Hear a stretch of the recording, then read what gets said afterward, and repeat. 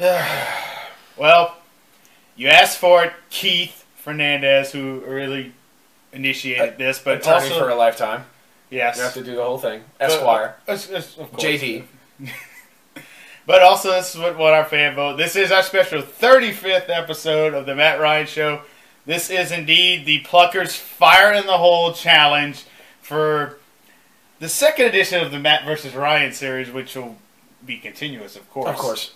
But I got to think this is also going to be our most painful challenge. Yeah, unless we were playing tackle football without pads against the LSU football team, this is about the most pain that I think we're going to willingly subject ourselves to for entertainment. Yeah, for their entertainment, not ours. Well, we may laugh a week later once our intestines clear out. Clear out, and our stomach's not yelling back at our brain like, what are you doing? Well, but with that said, the official rules of the Fire in the Hole Challenge is Ryan and I, it's a speed challenge, first to eat 7 Fire in the Hole wings from Pluckers. And here are the rules. There's no drinking milk or anything like that. No milk, as you see. The only thing that's allowed, and you have your choice, and Ryan and I actually differed on this, you can either have 1 beer, as Ryan did there. 1 beer. Or you can have blue cheese to dip it in. But you can't have both. So, and you only get 1 beer and 1 serving of blue cheese. 1 serving of blue cheese. It's in this thing right here. It's about, maybe what, Ryan? A 4th full? Something like that. Yeah, I mean, you're looking at about 1.5 ounces, which is about a normal. That's the normal size of blue cheese is about 2 ounces anyway. So we're keeping it legit here, but that's pretty much what the rules are. And all I can say is Ryan and I are about to suffer.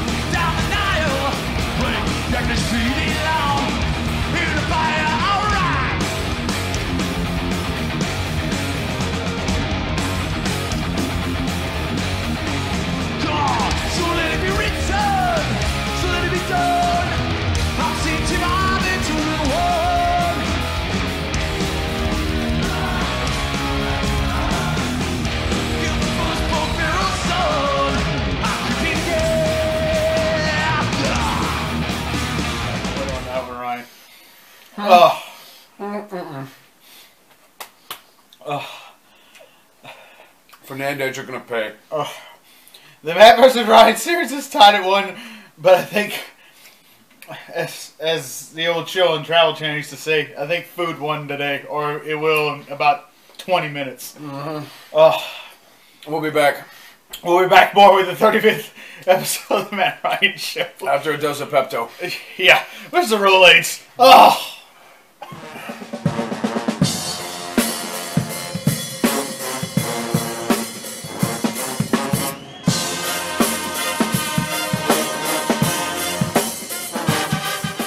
And welcome back to episode 35. Ron and I had a chance to recover a little bit there, but I had to change my shirt. Yeah, I just changed it to another black shirt. It got so hot in here that we ripped down the backdrop. Yeah, the Final Four set got burned down, I guess. fire in the hole, more like fire in the condo. Yeah, you could have sworn it was a West Virginia football game, minus the couch burning, but it was No, definitely... yeah, we weren't lighting any couches on fire. Yeah, the couch ain't on fire yet. Keywords yet. Wait, what's our producer doing? Come here! Don't you like that on fire? Wait, guys, hold on. Okay. Gobert got him with the stunner, so we're good. But now we're down a producer, so we're gonna have to wing this. Now taking resumes for the Matt Ryan Show. Sorry, I had to put them in place. Handle business. Speaking of handling business, LSU baseball probably got their most important series win of the year. On the road at Ole Miss, which it counts a little bit more for the wins on the road, especially in the RPI for sure.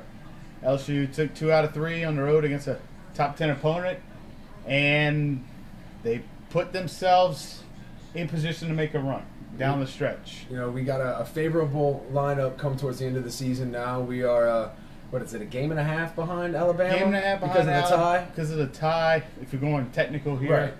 Right. And Florida's also tied with Alabama. They're all both 12-6. I guess technically we'd be, well, it would still be a game and a half anyway, even though we don't have a tiebreaker with Florida, but they can't finish even because of the tie. Right. Florida, actually Alabama and Florida play each other in 2 weeks. So excellent. It's like we got the brunt of the schedule over with now. First, yeah. And now Alabama's got to go through the gauntlet at the end of the schedule. Alabama has to go, and it starts this week. They really do have to go through the gauntlet of the schedule. This week it is, I believe they are at South Carolina this week. Yikes. Then they host Florida. Yikes. Then they go to LSU. Yep. And then they finish at home against, I believe, Ole Miss. That sounds right. It's either Ole Miss and Mississippi State. It's State. It's State. That's right, because they swept Ole Miss. Yes. They swept Ole Miss. State. Which State is You got 3 ranked teams in the 4 final weekends of the SEC play for Alabama, and 2 of them are on the road. And State's no pushover either, for sure. Well, State was one of the ranked teams I was speaking of. Right. Well, at least they were when we played. Right. And you never know. They can still catch fire. Absolutely. The SEC is just absolutely beating up on each other. LSU this week, after their victory over Tulane, keeping the ball rolling, of course, and keeping the momentum going after the victory Sunday, in which Cartwright, wow. Yeah, talking about somebody stepping up for LSU when they needed to. He did well. Pitched, actually had a no-hitter going through 3 2/3. Right. You know, got 4 innings for us.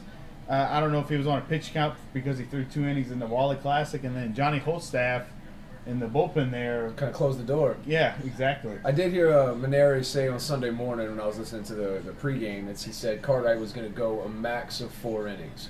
He was going to go to the bullpen for the rest of it, just to make sure everybody's arms were fresh coming up this week, but also to give everybody else a test as we move forward.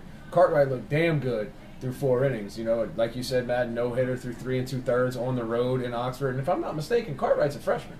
He is a true freshman, yes. Out of Baton Rouge. I think he played his high school ball at Runnels. I think so. I believe so. And, you know, that's promising now that Bowman is kind of out of the top 3 lineup that we can have. They're still trying to get him back. I mean, he started out well against Tulane, threw 4 innings, and then got into a little bit of trouble.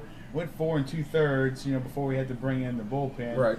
So I don't know if he's quite there yet. I guess if anything, it was nice just to get him back out in a starting role, even though it was a midweek game. But if anything, just try to build a straight back up. I mean, if anything, for middle relief down the stretch. Yes, absolutely. That would be a good spot to have him because then he can go 100% for 2 or 3 innings. Right. And we know Bowman's got some nasty stuff. Yeah, especially if his fastball is going, that changeup, that's his out pitch for sure. But also, it makes you wonder. Let's say Cartwright's stamina isn't that great. What if you have those 2 guys goes a 1-2 punch on a Sunday? Or it's a third start. Oh wow! Cartwright gives you 4.5, 4 2/3, 5 or even if innings. they only give you 3, you can go 3 3, and they won't put as much pressure on your bullpen. You're right. And you could still, if you want, especially with LSU's midweek schedule coming up, you could still throw Cody Glenn out there and we wouldn't have a trouble. Now you're stepping on territory I don't even like discussing. That's how bad LSU's midweek schedule is coming out. I mean, we have Alcorn State coming out. Anyways. That's getting way ahead of ourselves. LSU hosts Tennessee at the box this week, a team that is towards the bottom of the conference but also on the fringe of the field of 64. That's how deep the SEC is this year. Tennessee has beat some teams as well, but they've been fading a little bit. And I think, if anything, LSU's catching them at the right time. They got them at home, and if LSU can ride that momentum, this could be another thing, a series like Mississippi State was, where LSU can pull together 3 straight wins and get 3 conference wins and really get in the conference race. I mean, we put ourselves not so much in the driver's seat with the series win, but we're in the passenger seat. Right. We're not driving the car, but we're in it. And, like we said, a game and a half behind Alabama, and Alabama's got a tough series this weekend. And we could potentially sweep Tennessee this weekend, and that would really give us a lot of momentum heading into the last 3 weeks of the season. Right. And one thing LSU's done overall pretty well this year is defend home turf. They only have one SEC loss, and that was to Arkansas in that Sunday game, and I guess technically the tie against Georgia. Yeah.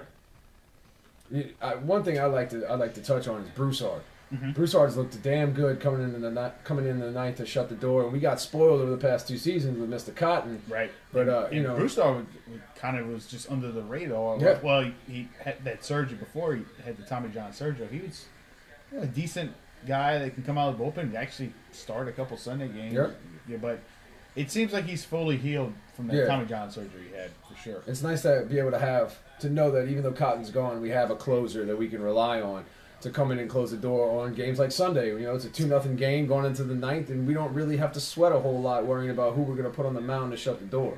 Right, and especially that, I guess it was technically a Thursday night game with the first game. Saturday game, technically. Oh, you're right. Yeah, you're right. Broussard coming in there and, oh God, what he threw close to 60 pitches, I think, in those extra innings.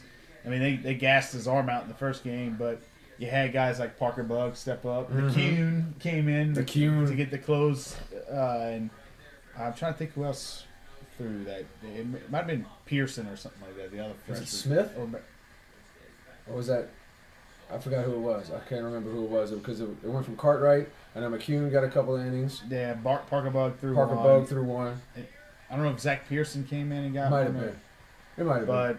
Who actually got some work in and actually got what's his name, Bowman, out of that jam in the Tulane game to get LSU, that comfortable 4-run lead they had after 5 and went on to beat Tulane. But LSU's, somebody was saying it earlier today that they're almost starting to look like a carbon copy of UCLA, I guess, minus having a third starter. Yeah. In the fact that their pitching has been good, but they're also struggling at the plate. Not quite as bad as UCLA, but if we don't start hitting, they're going to start approaching that average. Absolutely. It's going to be interesting moving forward into the regionals. Of course, we're going to host. Should we stay on path that we are now, hosting a regional?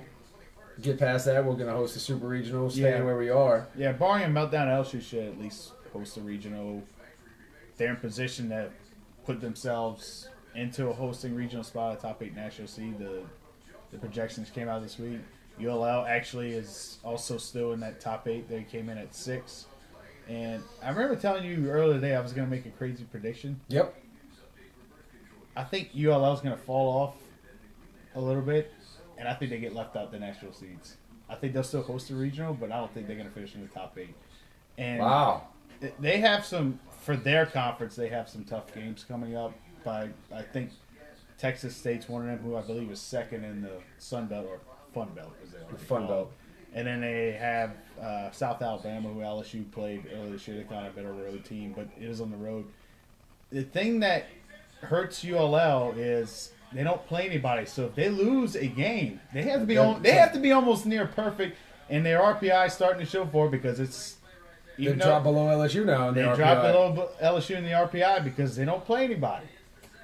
It's going to be interesting coming down the stretch to see if the Cajuns might blow that national seed and have to go on the road for a super regional. Right. They may only go 65 miles from home.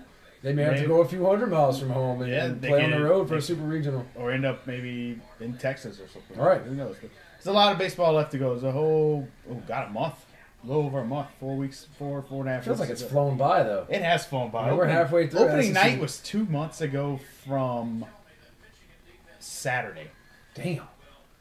We only got a month left of the regular season, and then we move on to the playoffs. Yeah, and let's see. LSU, that win against Tulane, they're up to 31, 10, and 1. They're 3/4 of the way through the season. That's 42, and they play 56. So they're 3/4 of the way through the season. You got 14 games to go. Wow. And 12 of them are conference games. So we only got 2 midweek games left. It's Alcorn and I forget the other one. It's one of those state schools. Little Sisters of the Poor. Basically, Little Sisters of the Poor type of games. But first things first, after getting the W tonight, Tigers have to take care of business with the Vols coming to town.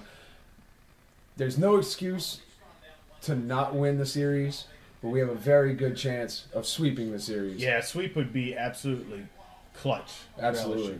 I think it'll all come down to that Sunday game. We're going to see Nola Friday night. Nola's lights out as always. I think his ERA is still under 1 for the season. Poche's of course going to throw your Saturday game. Poche, I thought didn't throw that bad at Ole Miss. He really didn't. He got those unearned runs, with That's the drop what fly did it. ball that hurt him.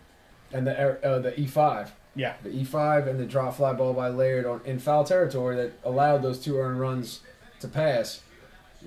Those 2 plays happen. It's a completely different ballgame. LSU could potentially sweep the series, but hindsight's always 20/20. Right. But it's okay. Laird kind of made up for it in the 3rd game. Absolutely. Probably got himself a date too. Probably, yeah. And made top 10. And made sports in the top 10. Sports in the top 10. About the only time you see LSU baseball on ESPN unless it's a broadcast game. Yeah, exactly.